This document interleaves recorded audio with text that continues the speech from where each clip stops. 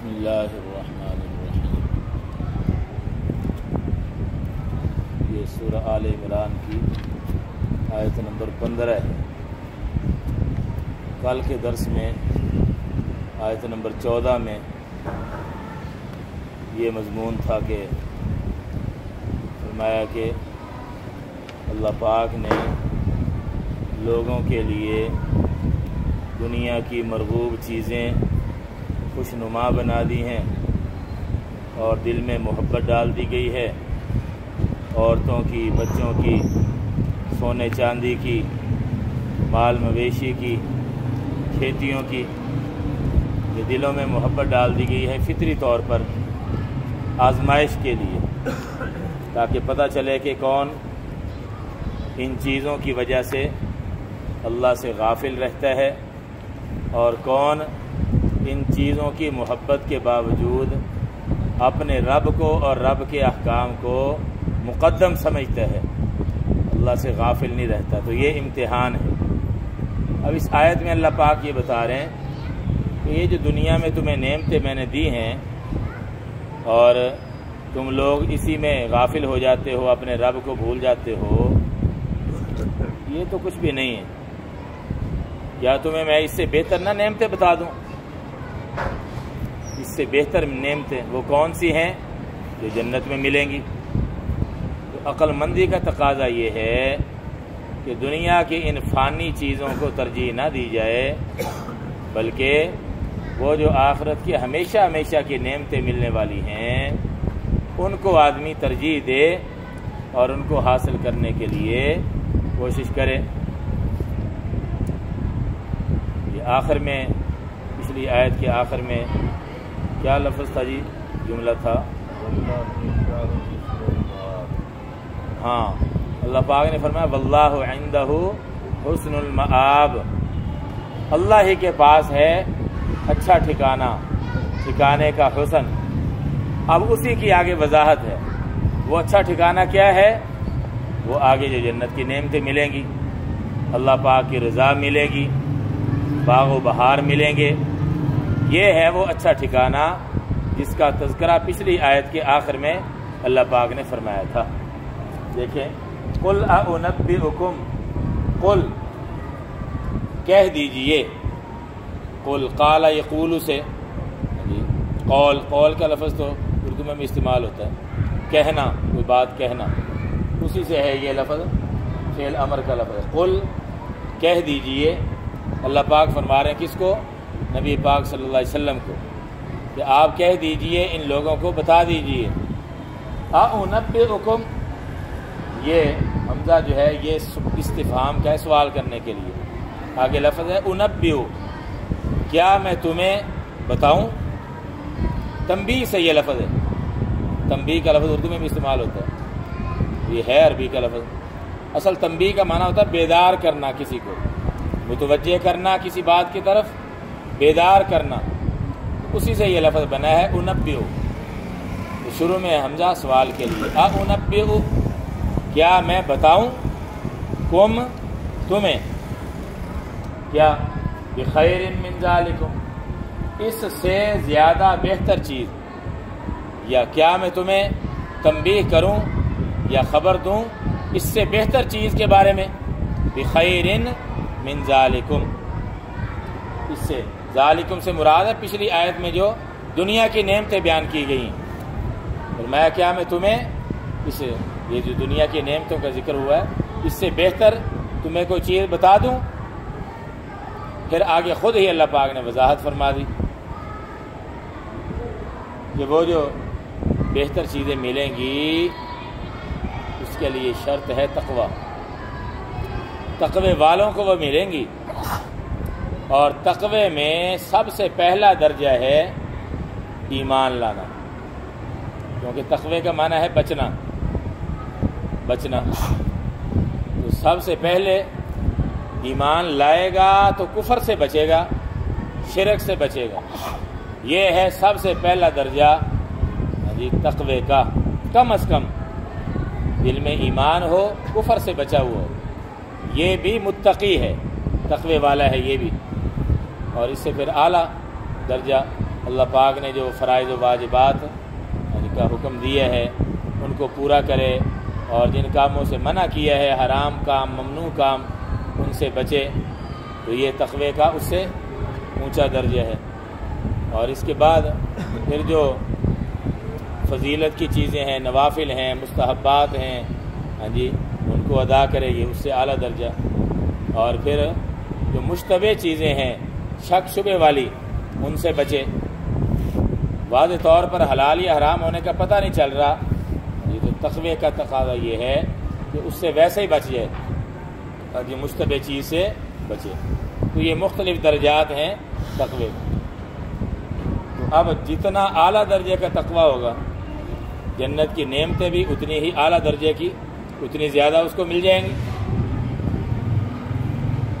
لیکن یہ بھی میں بتاتا جاؤں، سب سے جو کم درجے کا تقوی والا ہوگا نا، ایمان والا، جو سب سے آخر میں جنت میں جائے گا، پہلے وہ دوزخ میں چلا گیا گناہوں کی وجہ سے، لیکن دل میں ایمان تو تھا، اس ایمان کی وجہ سے دوزخ سے نکلے گا تو جنت میں چلا جائے گا۔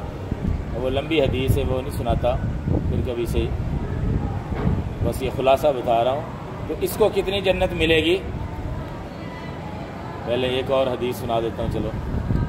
بخاری شریف میں یہ حدیث آتی کہ جنت میں تھوڑی سی جگہ، حدیث میں فرمایا کہ ایک کوڑے کی جگہ، کوڑا چھوٹا نہیں ہوتا تو جانور کو مارنے کے لیے، یا ایک کوڑے کی جگہ بھی جنت میں ہو تو فرمایا وہ ساری دنیا سے بہتر ہے۔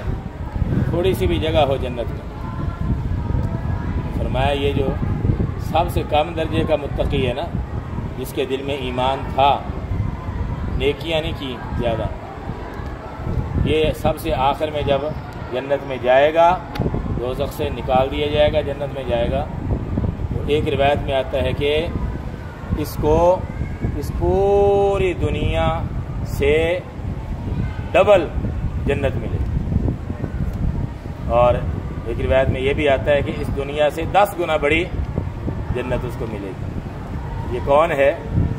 جو سب سے کم درجے کا متقی ہے، یعنی ایمان جس کے دل میں رہا، ایمان پر خاتمہ ہوا، اس کو بھی اللہ پاک اتنا بلند مقام عطا فرمایا۔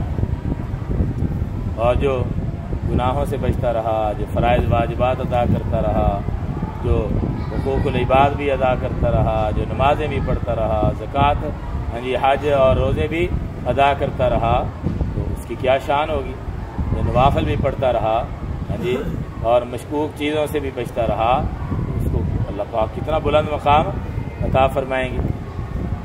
للذین اتقوا، للذین، ان لوگوں کے لیے، یہ الذین ہے اصل میں، شروع میں لام ہے، لام حرف جر، ملا کر پڑھیں گے للذین، ان لوگوں کے لیے، اتقوا، یہ فعل ماضی کا لفظ ہے جب ہم ذکر گئے، تو اس کے ساتھ جب ملائیں گے پھر تو پڑھیں گے للذین اتقوا، یہ نون کو اس کے ساتھ ملائیں گے تا کے ساتھ، لیکن اگر اس کو الگ پڑھیں، اس کو الگ پڑھیں تو پھر کیا پڑھیں گے؟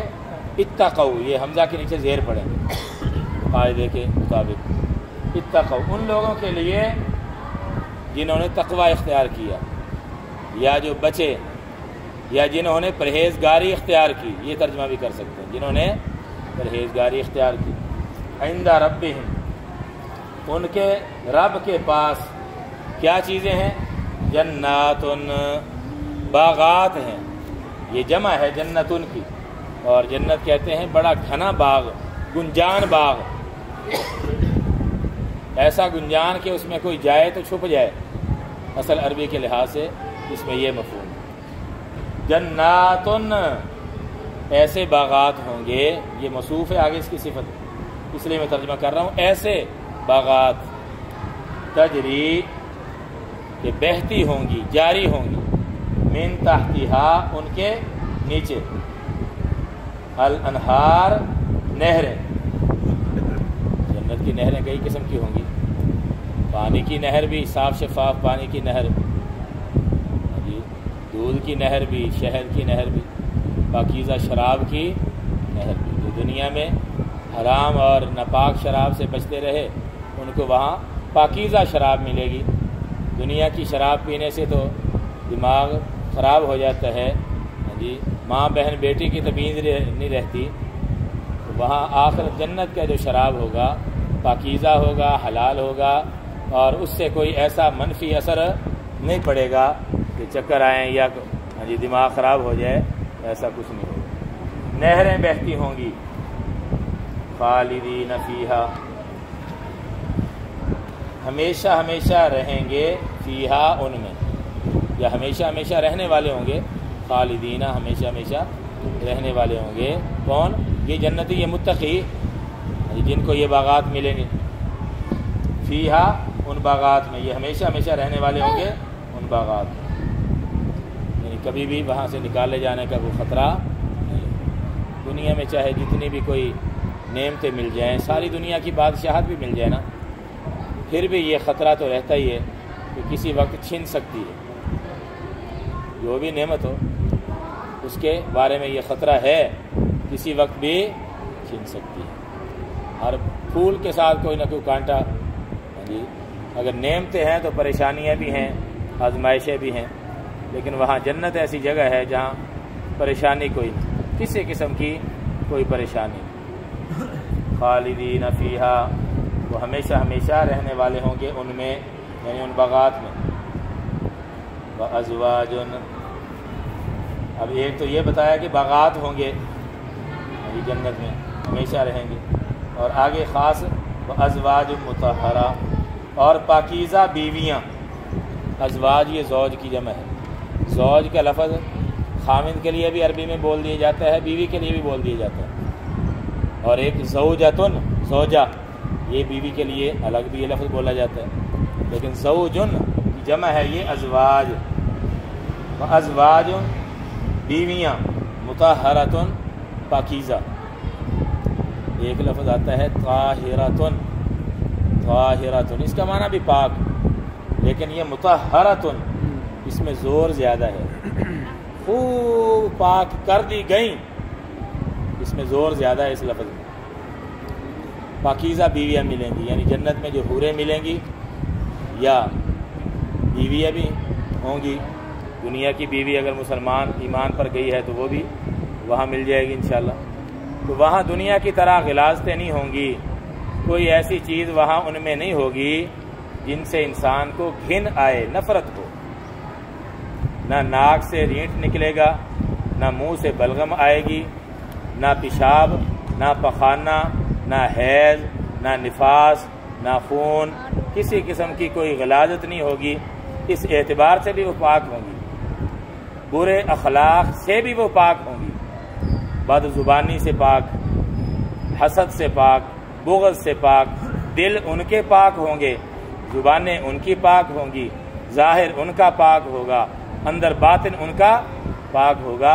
ازواج مطہرتن، ہر لحاظ سے وہ صاف شفاف، یعنی صاف ستھری۔